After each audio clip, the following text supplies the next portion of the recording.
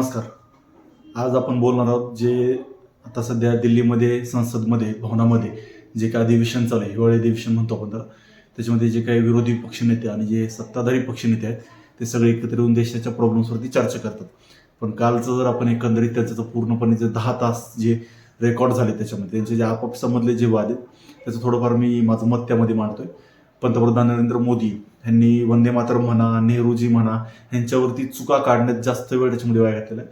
पार्लमेंटच्या एका मिनिटवरती जवळजवळ 2.5 लाख रुपये खर्च होतात असं अंदाज एक काढण्यात आलेला आहे की एवढ्या सगळ्या लोकांचं खाणं पिणं आलं, त्यांचं राहणं, परत सगळ्या गोष्टींचा आपण जर हिशोब केला तर तो प्रचंड प्रमाणात मोठा होतो. 2.5 लाख रुपये जर कमीत कमी 2 लाख रुपये पकडा तर एवढं जे त्यांनी 10 तास तिथं जे लेक्चर दिलं एवढं मोठं ते अतिशय थर्ड क्लास गांडू प्रकारचं होतं. देशाचं पंतप्रधान जर अशा पद्धतीने जुन्या चुका काढत राहिला, वंदे मातरम हे जे गीत आहे ह्याच्यामध्ये जे काही सत्ताधारी विरोधी पक्षाचे जे जुने होते काँग्रेसचे जे नेहरूजी आहेत किंवा इतर कुठलाही त्यांचे जे नेते आहेत त्यांच्यावरती टीका करणं, त्यांच्या ज्या चुका काढणं ह्याच्यामध्ये पूर्णपणे त्यांचं जास्त लक्ष होतं. त्यांना असं वाटायचं की त्यांनी पूर्णपणे तुम्ही जर ते रेकॉर्डेड भाषण बघितलं किंवा रेकॉर्डेड त्यांचं जर स्पीच बघितलं त्या स्पीचनुसार त्यांनी एकच गोष्ट केलेली की फक्त नेहरूने असं केलं, नेहरूने तसं केलं, नेहरू असा वागला, नेहरूने तसं केलं, वंदे मातरम गीत खोडलं, असं केलं तसं केलं. वंदे मातरम हे जे गीत आहे या गीताबद्दल सगळ्यांना रिस्पेक्ट आहे आणि त्या अजून सुद्धा त्या पद्धतीने त्याचा सन्मान सगळे भारतीय देशातले नागरिक करत असतात. परंतु कसं असतं, झालेल्या गोष्टीवरती चर्चा करणं हा जगात सगळ्यात मोठं मूर्खपणा आहे. आपण पंतप्रधान पदावरती आहोत, आपण कुठल्या गोष्टीकडे लक्ष दिलं पाहिजे, आपण काय बोललं पाहिजे, काय नाही बोललं पाहिजे, की फक्त दुसऱ्याच्या चुका काढण्याचं आपलं आयुष्य जाणते हे पंतप्रधान नरेंद्र मोदींना कदाचित समजत नसेल. आणि त्याच्या आजूबाजूचे काही गांडू लोक ते सुद्धा तसंच. आज दिल्लीमध्ये प्रदूषणाची पातळी एवढी वाढलेली की लहान मुलांना अक्षरशः जीव धोक्यात घेऊन अक्षरशः म्हणजे मृत्युमुखी पडण्याची वेळ त्यांच्यावरती आलेली. तुम्ही जर बघितलं असेल की परत जो दिल्लीमध्ये बॉम्ब ब्लास्ट झाला तो सुद्धा एक सगळा मोठा इश्यू होता की देशाची जी सुरक्षा व्यवस्था आहे किंवा सुरक्षा व्यवस्थेवर जास्त नियंत्रण ठेवणं जास्त गरजेचं आहे. त्यानंतर तुम्ही बघितलं की आता जे मध्यंतरी SSCची एक्झाम झाली त्याचे जे पेपर फुटले त्या पेपरमध्ये सुद्धा काही सुधारणा करण्याची गरज आहे, तिथं लक्ष देण्याची जास्त गरज आहे. शेतकऱ्यांचे प्रश्न तिथं मांडणं जास्त गरजेचं होतं. परत त्यात तुम्ही जर विचार केला तर अजून जी काही बेरोजगारी वाढत चालली, बेरोजगारीचं जी हालत लागलेली ते मध्ये जी गुणवत्ता आहे भारताची ती खूप कमी होत चाललेली आहे. बीफ एक्सपोर्टमध्ये भारत पुढे होत चाललेला आहे. अशा बऱ्याच प्रॉब्लेम्स आहेत. सामान्य नागरिकांना जे सरकारी दवाखाने आहेत त्या सरकारी दवाखान्यामध्ये योग्य ती फॅसिलिटीज नाही भेटत. त्यामुळे अत्यंत दुःखद बातमी आहे की जी लोक आहेत, गरीब लोक आहेत, जी मोठ्या दवाखान्यामध्ये प्रायव्हेट दवाखान्यांमध्ये आपली सोयीसुद्धा घेऊ शकत नाहीत, त्यांना सुद्धा त्या गोष्टीसाठी अमानुषपणे त्यांचा आपलं जीव गमवावा लागतो त्या ठिकाणी योग्य ती सुविधा न भेटल्यामुळे. योग्य त्या ज्या सरकारी शाळा आहेत त्या सरकारी शाळांमध्ये योग्य त्या पद्धतीने सोयीसुद्धा उपलब्ध नसल्यामुळे त्या सरकारी शाळा बंद करण्याची वेळ सरकारवर येत आहे. या सगळ्या गोष्टी गेल्या उडत भोसड्यात गेल्या, जनतेच्या प्रश्न गेली भोसड्यात आणि यांना फक्त स्वतःची गाण कशी जाळून घ्यायची सत्ताधाऱ्यांना बरोबर कळतं. ह्यांनी विचार केला तर हे सारखं म्हणतात की बाबा नेहरूने असं केलं, काँग्रेसने तसं केलं, 60 वर्षात असं झालं, तसं झालं, हे झालं, ते झालं.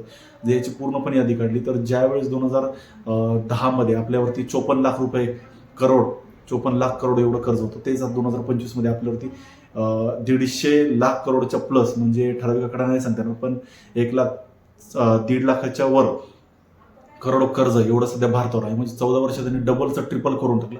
एवढं कर्ज भारतावर झालं पण विकास तर कुठं झाडभर झालेला दिसत नाहीये. यांनी फक्त वंदे भारत आणली किंवा जे GST वगैरे यांनी सगळे चालू केलेलं आहे त्या सगळ्या पद्धतीने जर तुम्ही व्यवस्थित विचार केला तर जे काँग्रेसने GST 2007लाच आणलं होतं, तुम्ही ऑन पेपर सुद्धा रेकॉर्ड 2007ला मनमोहन सिंग यांनी GST आणलं होता. पण समाजावरती किंवा नॉर्मल लोकांवरती त्याचा काही परिणाम होऊ नये, त्यांची अर्थव्यवस्था ढासळू नये किंवा आर्थिक बजेट लोकांचं ढासळू नये म्हणून त्यांनी GST आणला होता. यांनी फक्त नोटबंदी केली, काळा बाजार केला, राम मंदिर उभं केलं, सगळ्या गोष्टी केल्या. राम मंदिर उभं करण्याबद्दल कुठलाही द्वेष किंवा कुठलाही विरोध नाही, ती चांगलीच गोष्ट आहे. पण त्याच्यासोबत सामान्य माणसाच्या गरजा उपलब्ध करणं, त्या गरजांमध्ये स्वतःचा फायदा कसं करून घेणं हे सगळं सत्ताधाऱ्यांकडनं बरोबर शिकलं पाहिजे. हा अतिशय लाजिरवाणी गोष्ट आहे. 1 मिनिटाचे 2.5 लाख जरी म्हणत पण सुमारे त्यांनी 10 तास तिथं सत्ताधारी आणि विरोधी यांच्यामध्ये वाद चालू होते. म्हणजे ही जी निवडून दिलेली माधुरचूत लोक आहेत आपण निवडून दिलेली, यांना फक्त स्वतःची गांड जाळायची, तिथं पुढे जाऊन आपली कशी पोळी भासतील ह्याच्यावर पूर्णपणे लक्ष होताना आपल्याला दिसलेलं आहे. ह्याच्यामधून एकच एवढंच मुद्दा असा आहे की आपण जे निवडून देतो त्या लोकांना अक्कल पाहिजे की आपण कसं समाजाचे प्रश्न विधानसभेत किंवा संसदेत अशा ठिकाणी मांडले गेले पाहिजेत. मध्यंतरी तुम्ही एक व्हिडिओ बघितला असेल जी बिहारमध्ये उत्तर प्रदेशमध्ये जी काही निवडणूक झाली, बिहार निवडणुकीमध्ये ज्या एका महिलेला तिकीट देण्यात आलं होतं, तिला ती एवढी चुत्याबाई होती की तिला अक्षरशः लिहून दिलेलं जे शपथपत्र होतं ते सुद्धा हिंदीमध्ये तिला वाचता येत होतं.